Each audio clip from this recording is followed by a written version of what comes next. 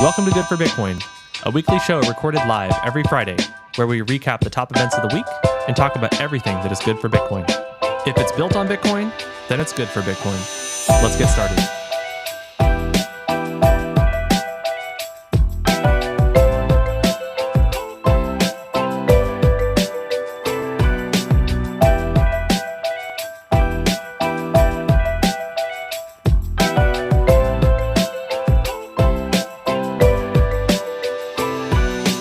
Content shared on this podcast is for informational and entertainment purposes only. It does not constitute financial, investment, or legal advice. The views and opinions expressed are those of the host and guests and do not reflect the official policy or position of any other agency, organization, or company. We encourage you to conduct your own research and consult with a qualified professional before making any financial decisions.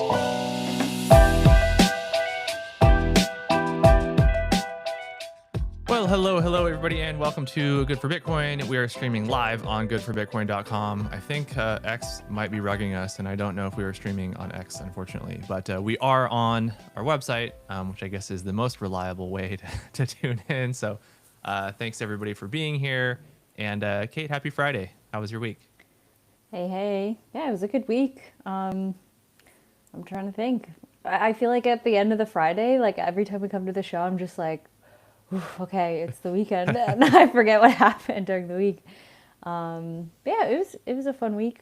I hope Elon puts some of his newly minted coins into improving the X experience, both on Spaces and streaming and overall connectivity. Yeah. Twitter Spaces just feels so bolted on, like from the Clubhouse days. They just rebranded it, but never like improved it, and yeah, clearly streaming is broken half the time. So, we're going to talk a little bit more about SpaceX. We got to talk about the strategy news though. So you weren't here last week, but last week Strategy sold 32 Bitcoin. Everyone was freaking out, and then this week they turned around and bought 1,550 Bitcoin, which is weird. Why even bother selling? I guess he just wanted to prove a point or something. So they now hold 845,256 Bitcoin. And shareholders also approved bi-monthly dividends of STRC, which will begin rolling out on July 15th in a month. Yeah. I don't know, maybe just wanted to rip the little Band-Aid off. 32, like, when you think about strategy numbers, 32 seems so small. Yeah. Why would you even do that? Yeah, I think I mentioned the percentage last week. It was like 0.04% of their holdings. Mm-hmm. Yeah, 0.004% of their overall holdings. So it was like literally the tiniest little drop. I don't know. Yeah, obviously he got a lot of scrutiny for it. I think you have a little clip you want to share. Yeah, you added the link in here, and I'm going to play the clip of Saylor talking, and we'll react after, but let me play the clip. And I refuse to do it because a troll on Twitter said, hey, you said never sell your Bitcoin. Like, okay, fine, I'll destroy $100 billion company so that I don't sell my Bitcoin. Well, the point is, I said to you, never sell your Bitcoin. I never said that the company wouldn't sell his Bitcoin. And anybody that's been listening to our earnings calls or reading our disclosures or has half a brain knows for the last 5 years, we've been very clear that of course we sell the Bitcoin if we have. There's the clip. Don't do as I say, not as I do. Or I guess is what he's trying to say there. But I don't know. I don't buy it. I think he's reversed course a little bit, and I think so. I think it's so funny. I feel like maybe they just had like a really strong marketing plan that's like, we are going to ride on this never sell your Bitcoin phrase. And I mean, I'm sure that they had this is not the first time that they've ever considered selling or talked about it, but it's definitely in the public, that was definitely the message that was preached. But fair on him for saying you as an individual should never sell yours. But yeah, it's just weird because I think it was today, Saylor tweeted out saying that he's never sold a single sat. It's what are you talking about? You literally did that last week. Maybe Like, him as Michael Saylor, like his own wallet. Maybe I don't know. Yeah, but it's just like he keeps moving goalposts around, and that's Yeah. like kind of annoying. Just This own is up the to it. second time they've sold, actually. I did a little research. They sold in 2022 because for some kind of like tax reason. Okay. I mean, So that's fine. Like if sell you your have Bitcoin to, for it's just taxes and dividends. it's Otherwise, don't sell it. it's just weird that like yeah, I mean, he's just like moving goalposts around. It's like he's gaslighting us, saying that he's never sold Bitcoin when he like literally sold Bitcoin last week. Yeah. Yeah, he literally 9 hours ago, I haven't sold a sat. Strategy is still stacking. Like you sold last week. What are you talking about? I don't know. And then last week I was talking about it. It was kind of annoying because they did sell, but they didn't really like talk about. They didn't really like announce the sale at all. You know, every Monday, right? They're always Yeah. like tweeting about how they sold, how they bought Bitcoin, and Yeah. you know, and I expected them to tweet about the fact that they sold some Bitcoin and providing a little bit of justification for it, but they just didn't. They like didn't tweet about it. Like tail between their legs. Like they didn't talk about it, which was annoying. Like Yeah. it's weird. Like don't do that. It is. It's just like be transparent about it, and Yeah. like you don't make it a bigger thing than it is, I guess. But Especially because it was such a small amount, like Yeah. relative to their overall Yeah. holdings. It just was weird. But this week, which was kind of funny, Strive bought 32 Bitcoin after Strategy sold 32 Bitcoin last week. So maybe to send a message to Strategy. That's pretty So they funny. now hold 19,032 BTC. wow, that's good. And then we have Yeah. Nakamoto, who sold 591 BTC. They now hold 4,467. And with this, they also announced that they had eliminated a $45 million of debt and a new loan term sheet with partial extended maturity and adjusted interest rates. I don't know if you want to touch on like the last few points here. Yeah, I guess they're going to be they're using the proceeds from that Bitcoin sale to like kind of just shuffle some money around, like pay off some debt, maybe repurchase some shares. A lot of these, you know, publicly traded Bitcoin companies are doing this now, where they're, you know, buying back their shares on the open market to increase their like Bitcoin per share, which is like a really core metric for a lot of these treasury companies. Yeah. And then they also, like, I guess maybe officially regained NASDAQ compliance from that reverse stock split that they did a few weeks ago. So they're just like kind of trying to shore up, you know, their capital and everything like that. Which, I mean, paying off debt certainly makes sense if the debt was like maybe a higher, I don't know exactly what their interest rate was on the debt, but could make sense, you know, to sell that now. And, you know, with Bitcoin being as low as it is, I don't know, maybe trying to buy some more Bitcoin hopefully soon instead of selling it. But yeah. All right. We have also Orange BTC. They bought 41 BTC and they now hold 3,803 Bitcoin. Nice. And then not a Bitcoin buy, but we've talked about that before. SpaceX had their huge IPO today. That's what's covering the timeline right now, which makes them the 8th largest public company holding Bitcoin. So they now have 18,712. And I would imagine they'll keep stacking. We'll see. I feel like they're probably not going to. Why? Just seeing like how Tesla has done it. Like Tesla just doesn't, you know, they haven't continued to buy. They've just like they had this big purchase initially and they just held. I don't know. It just seems like they would do a similar thing at SpaceX. I'd love to be wrong about that. Yeah.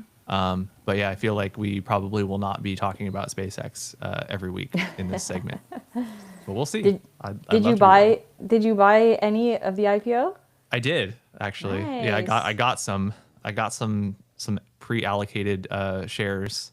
I know it's funny. I was seeing like some people were posting about it. Mostly I think it was on Robinhood where people were saying like, oh yeah, I'd like to, you know, participate in the IPO and I'd like to, you know, I'd like 100 shares, right? And then Robinhood gives them like 1 share. Yeah. Like I did it through Fidelity and I got like 10 shares. So I'm like, that's not bad. That's pretty good.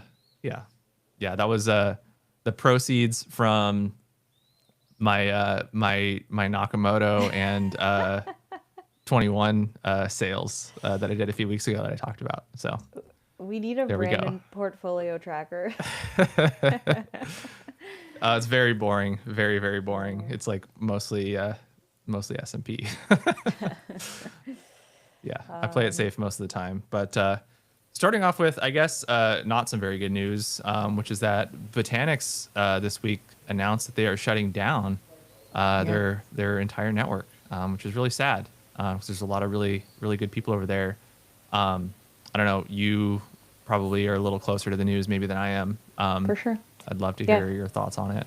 Yeah, this was a total shock. And it came as just like I was scrolling the timeline and I saw the post and I was like, whoa, like it was such big news for like how I found out about it. But okay, so a little bit of context. Botanix, they were a Bitcoin layer 2.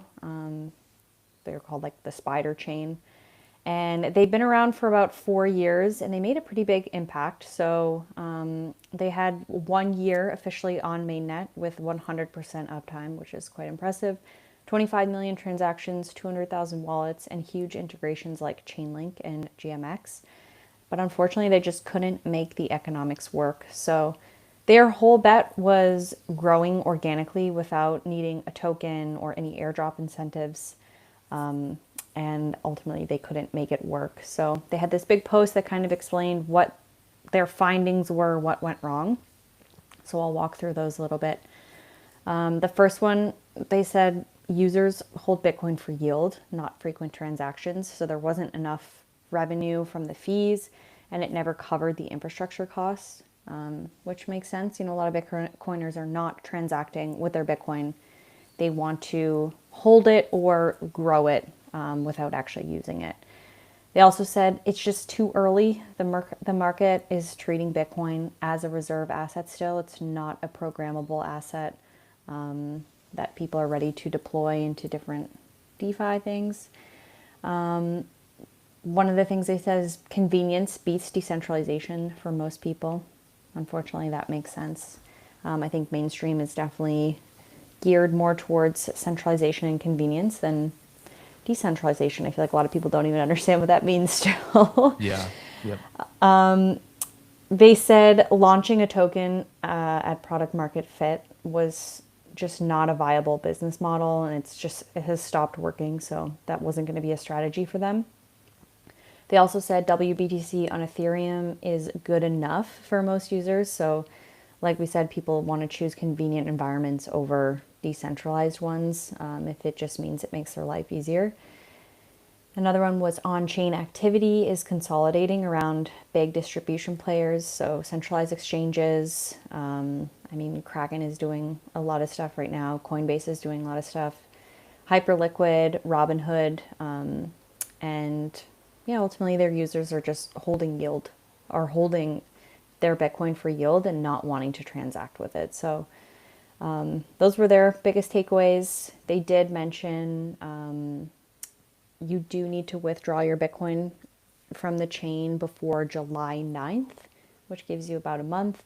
After that, the Federation will come in and sweep any remaining Bitcoin, which will become officially unrecoverable. So if you don't remove your assets by July 9th, you lose them, which is crazy, right? I know that's what I said. That's what I'm thinking. So yeah, I think like my final thoughts were like a huge credit to this team for what they did and what they built. I think they brought like a lot of awareness to the L2 space, and you can tell that they were like diehard Bitcoiners, which is cool to see. And they made some real impact with real numbers. And I think that like choosing to wind down like this instead of like really trying to drag it along is kind of the right way to go about it. But like you said, I think this whole sweep deadline, like you have till July 9th, is just like shows the risks of like federation and bridges, right? Like if they wind down, you lose access to your Bitcoin. Like it kind of just shows that like your Bitcoin is not yours. So I don't know. Yeah, that's why this is a prime example. It's a really good point. Like prime example of what's the term, oh God, I had it and then I lost it. Like, yeah, being able to like, withdraw your Bitcoin. Like, like yeah, it's unseizable on or like something. I had it and I lost it. Anyway, unrecoverable? no, there's a specific like term for it, and I don't know Okay. why I'm blanking on it now. But yeah, looking at their Bitcoin layers chart, I saw so earlier this week I saw I follow Bitcoin Yield, which is Jacob's side project, Yeah. and Bitcoin Yield was talking about they were delisting Botanix, one of their pools from their Bitcoin Yield because it like no longer met their criteria because of the amount of Bitcoin that was in it. Like there wasn't enough liquidity, so they were going to be removing it from their listing. And then the next day, Botanix came out saying that they were shutting down. So that was how I learned about it this week. And yeah, we can see the chart here on Bitcoin layers we're looking at right now. Huge peak in September of 2025. It went from around 150 or so Bitcoin bridged into the network to 450. So like a huge like 300 Bitcoin deposit. And then it was just like very flat for like a year and a half. Yeah. And now it's currently at its current levels, it's under 50 Bitcoin that's bridged in, 47.37 right now. But yeah, I guess you have, what is it, like 30, a little less than 30 days to take that remaining 47 Bitcoin out. Otherwise, it's not yours anymore, which is pretty wild. I wonder if they'll walk that back and maybe figure out a different way to, allow people to claim it somehow. Oh, I don't know. I hope you're not on vacation for the next month. Yeah, like hopefully you're not on like a retreat or something and a technology free retreat for a month. Could you imagine? Then you're really screwed. Yeah. But yeah, bad news. Yeah, hopefully, we'll see some talent go elsewhere and some ideas from Botanix go elsewhere. I remember for a while they were like one of the top. Yeah, they were. They just seemed like a very premium chain. Like, you had this big rush of like all these new Bitcoin layers a few years ago, and Botanix was like one of the main ones. It was like Botanix and like Bob, and a couple others. Felt very legitimate at the time. So definitely a shame. But 4 years, right? 4 year cycle in the Bitcoin market, shutting down after around 4 years.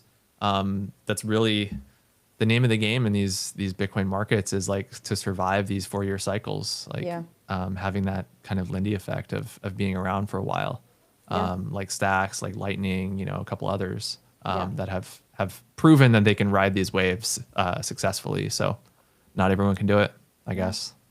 It'll be interesting to see, like, once Bitcoin staking on Stacks goes live, sort of like the market reaction to it, because I imagine a lot of people will immediately like point at Botanix and say like, well, okay, but if you guys shut down, then like I don't get my Bitcoin back. Yeah. But the cool thing about Stacks is like it's a time lock with a Bitcoin script. So after the bonding periods are 6 months, so like if Stacks were to go down, sure, you don't have access to your Bitcoin for 6 months, but you do get it back eventually. Yeah, and it's in your wallet. It's just not spendable for that time. Yes, exactly. Yeah. Unilateral exit was the term that I was trying to think of earlier. Okay.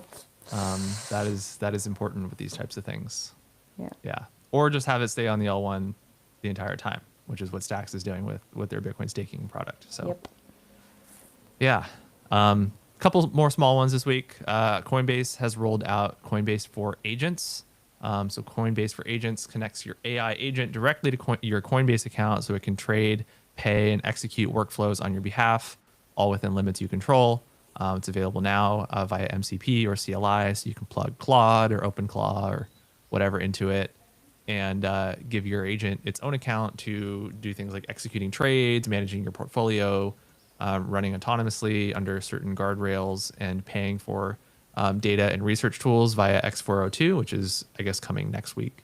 So some examples that they gave include strategy-led portfolio rebalancing, capital efficiency, and data-informed trades, which I think is super interesting. Like the data-informed trades part, 24-hour news cycle, right? Like if you're asleep, your agent can react to news even when you're asleep or you're away from your computer and quickly make trades on your behalf if some market event happens. So I think that's certainly pretty interesting. But I don't know. Would you trust your agent to have access to your Coinbase account? No. Even though it would be 1,000 times smarter than me, I don't know. I would just fear that like someone would be able to mess with my agent, which would mess with me. Yeah. And I'm that's also certainly... like not really like I don't need an agent, I guess. Personally, Mm-hmm. I know a lot of people like it's so useful for them. Like this is like a total like knock on myself for just like not requiring such sophistication. No, I'm the same way. Right? I don't need an agent to like continue holding. Yeah. Right. Hold a little longer. Yeah. Yeah. Yeah. Certainly introduces risk. Yeah. What if there was some prompt injection thing or something and your agent like ended up selling your position and then you were just like, there's no undo, right? You can't undo after you like sell something and you're suddenly on the hook for like a tax, huge tax event or something that your agent misfired. So yeah, I agree with you. That's potentially scary. Wouldn't do it personally. Saw this week. This was also bad news. SBF from FTX has officially filed for a presidential pardon. FTX co-founder Sam Bankman-Fried has formally applied for a presidential pardon after his 2024 conviction for fraud tied to the $10 billion collapse of FTX. He submitted the request to the Justice Department's Pardon Attorney Office, seeking relief after sentencing. He is currently serving a 25-year term, was convicted of orchestrating the scheme that affected customers and investors and the entire crypto industry, basically. And White House and his representatives did not immediately comment on the filing. I don't think he's going to get it personally, but he's certainly trying. I think he has too many people against him. It's not like there's a big like cohort being like, like there was with Ross. Like obviously wildly different situations, but there was no like backing and like cultural movement or whatever for him to be free. Everyone's like, no, like. Yeah, he committed fraud. He wasn't like wrongfully targeted, by the government just for being a crypto bro. Like he committed fraud. And he I used also customer funds to make investments and do all these crazy things and lost all the money. Yeah, I think actually he actively has the culture like against him because everyone points to him to be like, you set us back like years. Like this whole thing. I mean, it's still being talked about as like why crypto sucks. Yeah, 100%. Yeah. Still the reputation has still been damaged because of SBF. Some more quick headlines for the week. Tether has briefly flipped Ethereum in market cap this week. So Tether became the number 2 cryptocurrency behind Bitcoin for a short time. Crazy. It's no longer that way, but I think it was on like Monday or Tuesday that happened, which is pretty crazy. Yeah, that's huge. Then we have Morgan Stanley. They launched their in-kind creations for its spot Bitcoin ETF in partnership with Galaxy Digital. So this means Bitcoin whales can convert to and from native BTC and into the ETF. Mm-hmm. Nice and easy. Interesting. Some bullish news to end on. I saw a headline this week that said more than half of all the Bitcoin in circulation is now held at an unrealized loss based on like on-chain data. And that signal has coincided with every major bear market bottom in history. So bottom is here. Bottom is here. And, you heard it here first. Yeah, let's go. Oh, wow. Okay, that's a cool stat. That's good. Yeah, things are looking up. Oh, thank we'll God. See. And then totally random, I don't know if this looks cool or not. I don't know what the point of this is, but Cash App basically launched like a mobile network, I guess is what you would call it. So you can now like have your money and your phone plan through Cash App. So it's interesting, I guess. That is interesting. I guess, yeah, it's powered by AT&T's network. So it's kind of just like a... Okay. So it's like a Boost Mobile or like, one of these other kind of, brands that sort of like tax on to the major carriers. Yeah. I use one of these. I use Visible, which is like on Verizon. Yep. But yeah, it's great. It's like $40 a month. It's super cheap. It's on Verizon. So yeah. get the network there. Yeah, I think that kind of wraps it up for the week. A little bit of a light week, I guess. Definitely. Yeah, definitely. But hopefully we'll have some more good news next week. Yeah, I don't know. Anything else? I really don't have anything. I didn't see anything that interesting. Yeah. I don't know. All right. Well, thank you everybody for tuning in. We will see you next week, next Friday at 2 p.m. Eastern. Goodforbitcoin.com is where we stream live. We try to stream on X, but hopefully it works next week. Yeah. All right. Have a good weekend, everybody. See you guys.